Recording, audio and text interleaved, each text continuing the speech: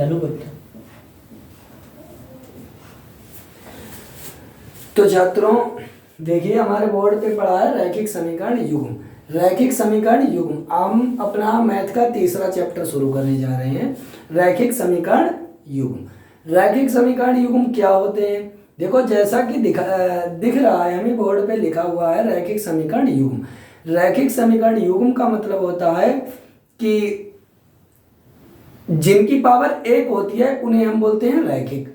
और समीकरण दिया होगा तो रैखिक मतलब जो रेखा बनाते हैं, यानी जिनकी पावर एक है तो वो हमेशा रेखा बनाते हैं, तो रैखिक। और समीकरण का मतलब होता है एक इक्वेशन, मतलब एक एक्स वाई में एक टर्म दिया होता है, उसे हम समीकरण बोलते हैं। युग्म का मतलब होता है जोड़ा। युग्म का मतलब होता है जोड़ा, मतलब हमें हमेशा दो समीकरण दिए रहेंगे। तो आइए हम इनके बारे में कुछ देखते हैं।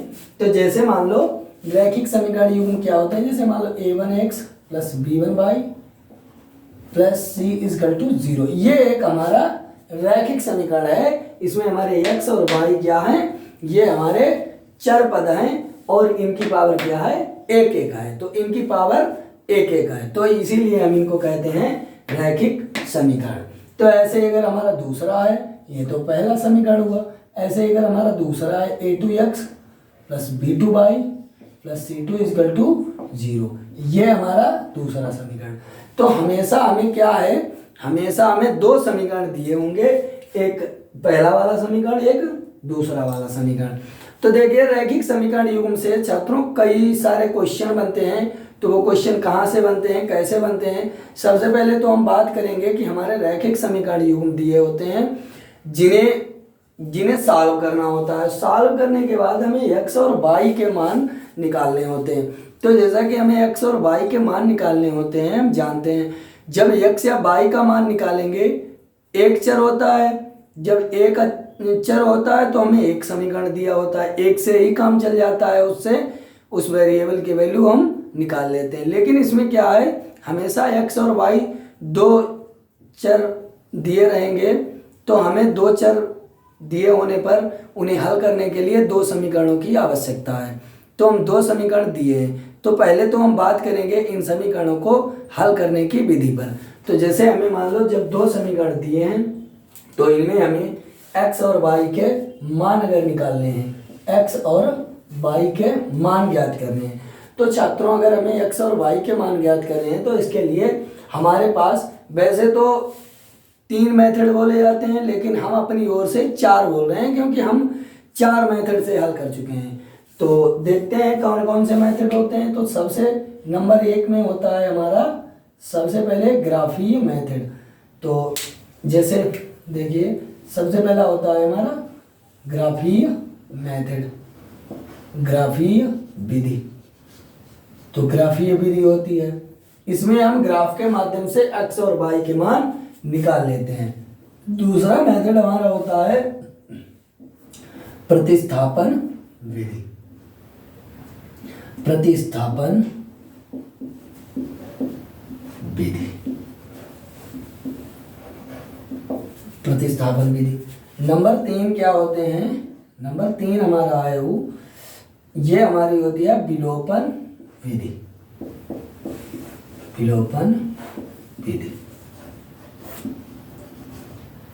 और नंबर 4 में जो हमारी होती है वो हम उसे कहते हैं वज्र गुणन विधि। तो ये 4 मेथड हमारे होते हैं। इन 4 मेथड यानी इन 4 तरीकों की मदद से हम अपने समीकरणों में से x और y की वैल्यू ज्ञात कर सकते हैं। लेकिन x और y की वैल्यू ज्ञात करने से पहले हम कुछ और सीखना चाहेंगे। देखो मालूम छात्रों क्या है, ये हमेशा देखो एक चीज दी हुई है कि ये रैखिक समीकरण, मतलब ये रेखा बनाता है, और ये भी रैखिक समीकरण है तो ये भी रेखा बनाता है। तो देखो जैसे कि ये रेखा बनाता है, जैसे हमारे पास एक ऐसे मतलब इस तरीके से हमारे पास ये एक दिया हुआ है ये, और इसमें ये x का ये x वाली लाइन है और ये y वाली लाइन है, मतलब ये x वाली लाइन। तो इसमें ये रेखा कहीं ना कहीं इसी में से कहीं ना कहीं होकर से होकर के जाएगी x और y से, दोनों से। तो जब ये दोनों से जाएगी तो देखो कई संभावनाएं बन सकती हैं कि हो सकता है रेखाएं इस तरीके से जाएं, ऐसे जा करके, और रेखाएं ऐसे जाएं। तो देखो ये यहाँ पे प्रतिच्छेद कर रही हैं। और हो सकता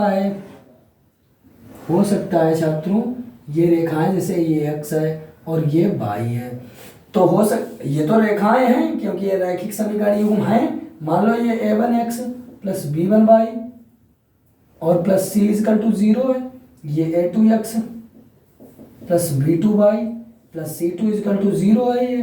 तो ये दो लाइन है हमारी, तो ये देखो दोनों लाइन हमारी कट कर रही है। तो ये कहीं ना कहीं मतलब ये कट कर रही है।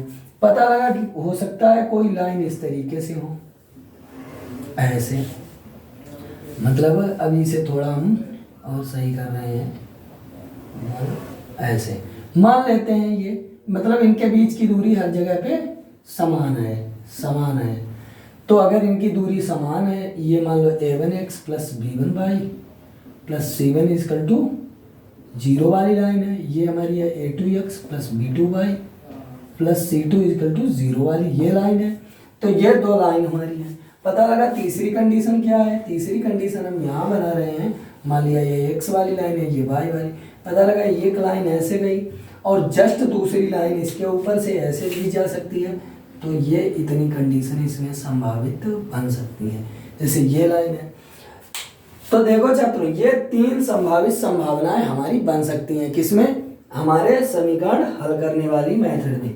तो देखो हम जानते हैं जब ये जो रेखाएं हमारी हैं, ये जहाँ पे कट करती हैं, जहाँ पे जितने बिंदुओं पे कट करती हैं, ये हमारे समीकरणों के उतने ही हल होते हैं। मान लो ये x और y बिंदु जिस पे कट कर रही हैं, इसके उतने ही हल होंगे। तो देखो जैसे इसमें एक पे कट कर रही है एक स्थान पे, तो इसके एक मतलब इसका एक हल होगा। दूसरी चीज मतलब इसका हम बोल सकते हैं अद्वितीय हल होगा।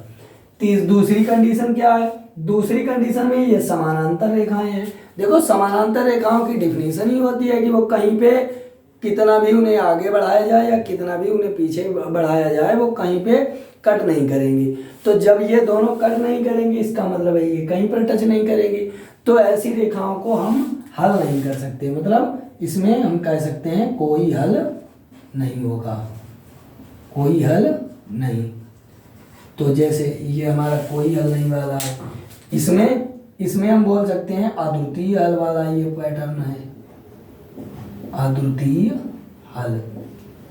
तीसरी कंडीशन में ये आ रहे हैं हम, देखो अब देखो एक बिंदु पे प्रतिच्छेद कर रहा है, तब तो इसका अद्वितीय मतलब एक हल, और किसी बिंदु पे नहीं कट कर रहा है तो कोई हल नहीं। तीसरा मतलब तीसरी चीज क्या है कि ये सभी बिंदुओं पे देखो टच कर रहा है, तो इसका मतलब है इसके क्या होंगे? अपरिमित रूप से अनेक हल। मतलब ये लाइन इसकी होगी a1x plus b1y plus c1 is equal to 0, और ये लाइन मान लो है a2x प्लस b2y और प्लस c2 इजिकल टू 0। तो ये देखो हर स्थान पे टच कर रही है, तो इसके अपरिमित रूप से अनेक हल, अपरिमित रूप से अनेक हल। तो ये हमारा, ये हम इस तरीके से हम इनको जान सकते हैं। लेकिन अब कई बच्चे सोच रहे होंगे कि सर ये हम कैसे जान सकते हैं कि इसके अनेक हल हैं? मान लो हमारे पास कहीं दो समीकरण ऐसे दिए हैं जो समानांतर हैं, और तुमसे किसी टीचर ने या किसी तुमसे स्टूडेंट ने तुमसे कह दिया कि दो समीकरण दे दिया और तुमसे कहा कि नहीं हल करो।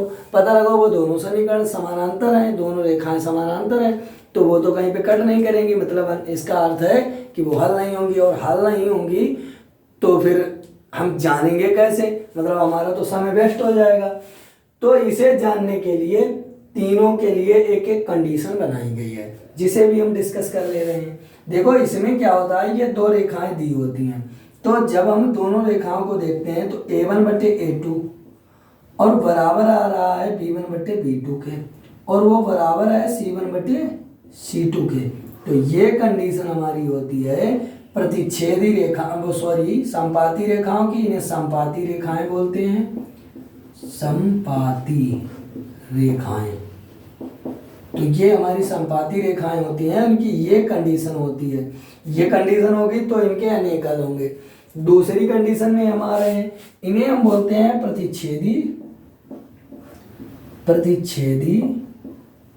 रेखाएं। प्रतिच्छेदी रेखाएं, तो ये हमारी प्रतिच्छेदी रेखाएं हैं। तो इनके लिए क्या होता है, इनके लिए हम पहले ही कंडीशन लिखते हैं A1/A2 not is equal to B1/B2। अगर ऐसा आ रहा है तो हम कह सकते हैं कि ये रेखाएं हमारी प्रतिच्छेदी रेखाएं हैं। तीसरी कंडीशन में ये रेखाएं हमारी समानांतर हैं,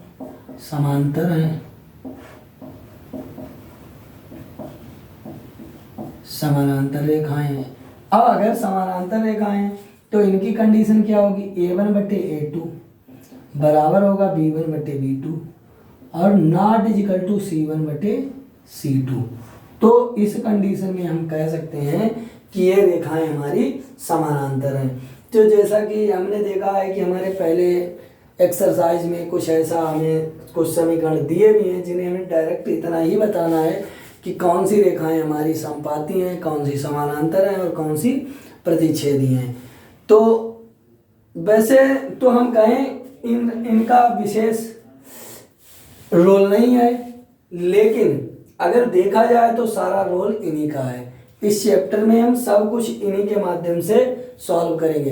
एक नहीं 2-3 क्वेश्चन बन सकते हैं इसमें से, जो बहुविकल्पी में भी दे दिए जाते हैं और अति लघुत्तरी में भी आ जाते हैं।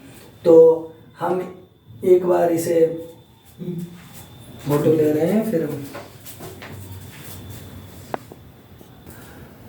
तो छात्रों आज हम सिर्फ इतना ही पढ़ेंगे इस क्लास में।